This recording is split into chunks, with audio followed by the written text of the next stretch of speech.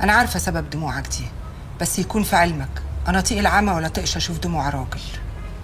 انا عشت اسود ليله في حياتي. حد اتحرش بيك في الاسم؟ بلطجي ابن كلب، حتى لو دخل السجن هجيب امه. هدومك فضلت عليك ولا اتقلعت؟ لا الحمد لله ما اتقلعتش، بس المحاوله نفسها فيها ذل. يبقى لازم تنسى الموضوع ده من اوله لاخره، والبلطجي ده كمان لازم تنساه عشان ما يبقاش عندك عقده في حياتك. انا مش عارف اقول لحضرتك ايه. انتي مديتي ايديكي وانتشلتيني من جهنم الحمراء. انت اللي رميت نفسك في جهنم الحمراء يا غبي.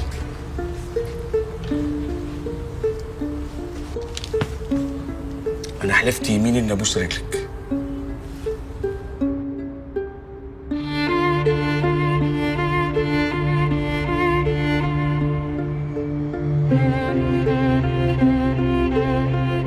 مفيش فايده فيك ولا في اي حد زيك.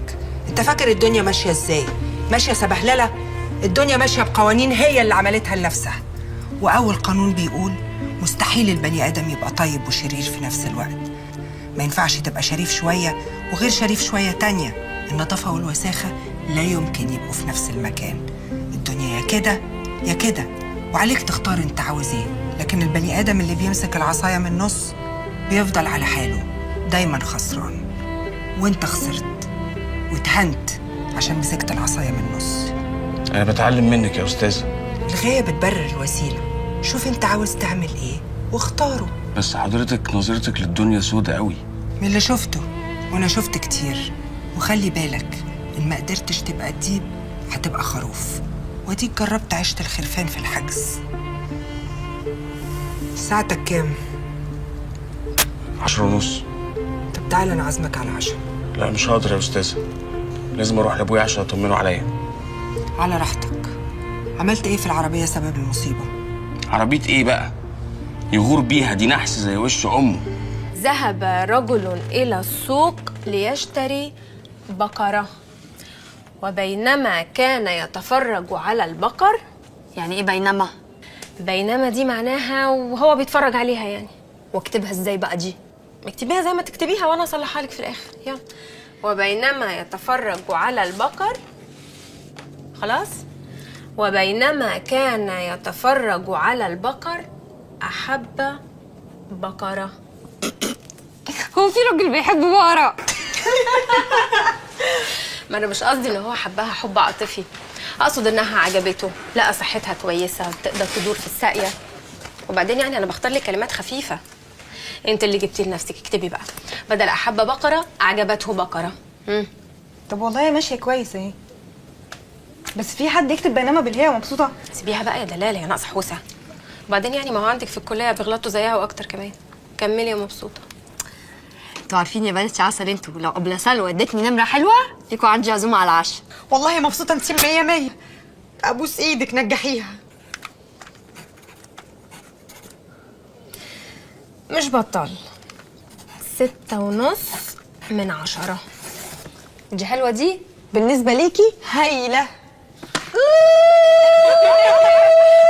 مجنونه. احنا بالليل الناس هيقولوا علينا ايه؟ فالخير سيبيها، يمكن نتجوز ولا حاجه. خير يا بنات، هتزغرتوا ليه؟ مبسوطه جابت 6.5/10 بالاملا، وناويه تعزمنا على العشاء. جد؟ هي قالت كده. طب يعني 6.5/10 دي هتجيب لنا اكل من اي نوع؟ تجيب كشري. شفتوا المجاميع الضعيفه بتعمل فينا ايه؟ كشري. كشري ايه؟ عشوه محترمه وتكون ليه ريحه مميزه كده، وتكون ببقدونس وسلطه وجوطه وطحينه وكل التحابيش. امال لما تعرف تقرا الجورنال هتجيب لنا ايه؟ بس غريبة الحقيقة. هو ايه اللي غريب؟ شكلك صغير قوي. مش عايزة ازعلك، بس يعني اللي يشوفك يقول عليك تلميذ. والله بيتهيألي دي حاجة كويسة. يعني شوف، انا الكلام معايا هيكون اول الكلام واخره. ولا انت في حد تاني بتاخد موافقته؟ مدام انا مش مندوب، والكلمة اللي بنتفق عليها بتكون فعل في نفس اللحظة. جميل. وانتي؟ انا ايه؟ نفس السؤال اللي سألتهولي. كلام معاكي اخر الكلام ولا في حد تاني هنتكلم معاه؟ اوكي طيب، يعني مفروض اعتذر لك، وهو انا كان لازم اشكك شك الدبوس كده عشان اعرف عينة دمك ايه. شغلنا جنته نار وناره جنة. ولا يهمك يا مدام، كده بقى نعتبر التعارف اللي بينا تم. على العموم دي اول مرة نتعامل فيها مع بعض، وان شاء الله ما تكونش اخر مرة. شوف، البضاعة اللي عندك تلزمني. هي كان المفروض توصلني عن طريق حد تاني خالص، انا معرفش ايه اللي حصل. على العموم احسن. الشغلانة بتاعتنا دي سلامتها في انك ما تعرفش غير الجزء اللي يخصك وبس. ارنب ونص اخضر. هو ايه ده اللي ارنب ونص؟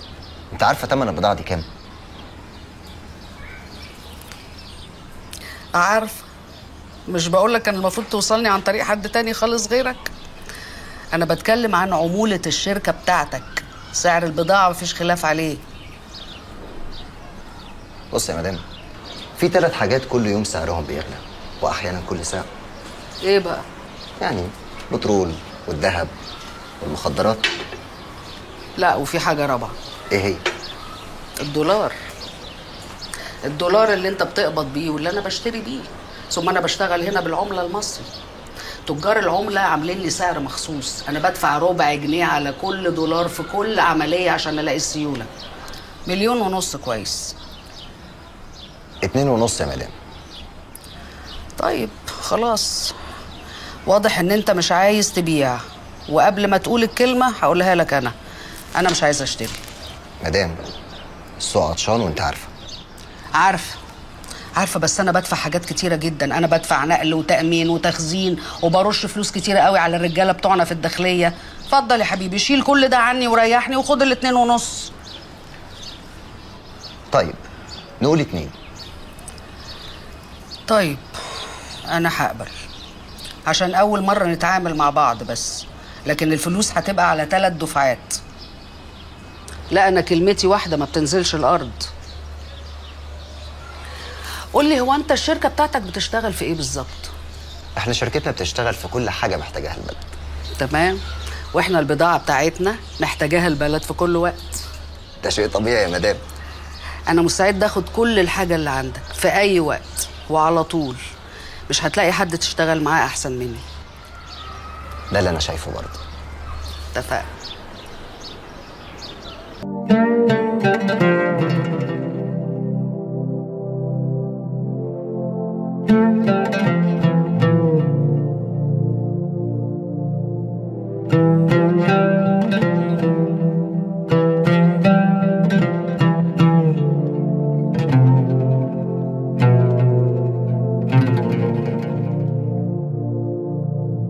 thank you